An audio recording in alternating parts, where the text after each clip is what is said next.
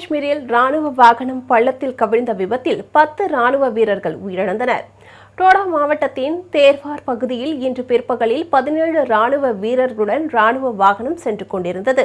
பதேவார் சாம்பா சாலையில் கானிடாப் என்ற பகுதியில் சென்றபோது அந்த வாகனம் எதிர்பாராத விதமாக 200 அடி பள்ளத்தாக்கில் கவிழ்ந்தது.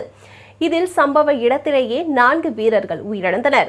13 வீரர்கள் மீட்கப்பட்டு அருகில் உள்ள ராணுவ மருத்துவமனைக்கு சிகிச்சைக்காக அனுப்பி வைக்கப்பட்டனர். இதில் மேலும் 6 வீரர்கள் உயிரிழந்ததாக தகவல்கள் தெரிவிக்கின்றன. படுகாயமடைந்த 7 வீரர்கள் மேல் சிகிச்சைக்காக உதம்பூர் மருத்துவமனைக்கு ஹெலிகாப்டர் மூலம் கொண்டு செல்லப்பட்டனர்.